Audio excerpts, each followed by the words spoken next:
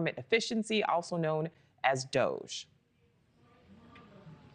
And that's the focus of this as well. Just to give you a scene setter, Nicole, we are right outside of one of the Senate office buildings, basically in the shadows here over my right shoulder of the Capitol. And you've got hundreds of people that are out here. I'm not sure that it's in the thousands, maybe not yet, but you've also got dozens of lawmakers. This is basically a big, giant circle full of people here. And you're right, the signs that we're seeing are things like protect USAID. We just heard a chant about Elon Musk. There is a lot of grievance here about the authority that he has been given. Certainly, we've got a lot of federal workers that we've heard from even here, and the lawmakers that are coming in and out. These are Democratic senators and House members, and they're talking about several things. The overall theme is, in their view, abuse of power and abuse of authority by the incoming Trump administration and by Elon Musk. And we've heard a lot also about Gaza and about the plans that President Trump laid out last night. Several lawmakers we talked to just within the last 20 minutes or so telling us they think not only is that a terrible idea, but they think it's actually illegal. Listen to what Senator Mark Warner said just a couple of moments ago. Whether it is the folks who've been furloughed or the people who are taking potentially Trump's illegal buyout offer, which there is no funding for at all, to think twice.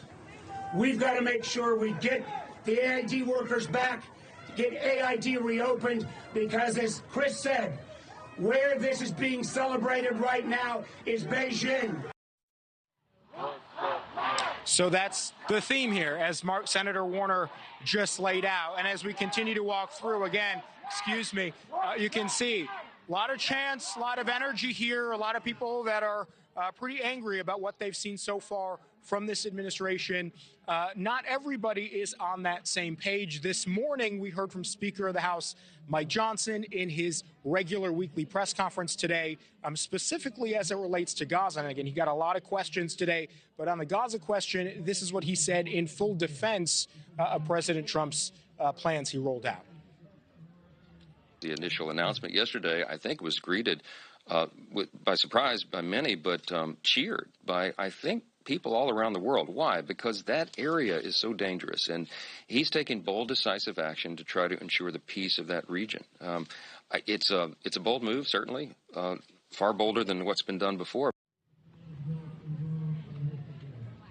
So throughout the day, we imagine we are going to get a lot of reaction on all of that.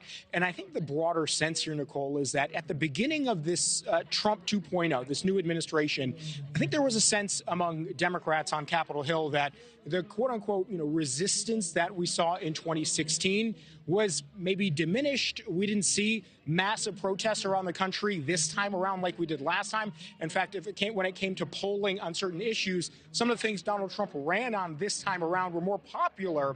But I get the sense here from some people that they feel like that may be changing. So we'll see what the reaction is as these protests we've started to see a daily occurrence now continue. Nicole. Absolutely, Joe. And that's certainly not the only resistance that we are now seeing from the left, because kind of reviving a page from the Republican playbook, especially during the Obama years, Democrats are bringing back town halls in their districts. What is the goal there?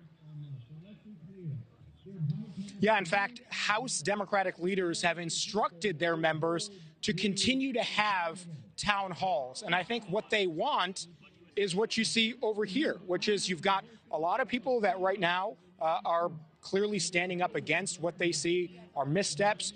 They're frustrated. They're not happy. And I think Democratic House leadership instructing their members to have these town halls is a message that says, let's bring people out. Let's listen to what they have to say. Let's make sure that if they're harboring grievances right now, that those are aired out so that they can, act on them and move forward, and potentially whether that leads to policy or lawsuits, which is something that Democratic lawmakers have said too, suing the federal government, then maybe action is taken in a sense like that. But it's interesting that that's an instruction coming from House Democratic leadership. Yeah, and we see Senator Cory Booker there addressing the crowd right now. All right, Joe Khalil live for us there in D.C. Thank you. Well, after the break, the sharp rise in Army recruitment, the record-breaking number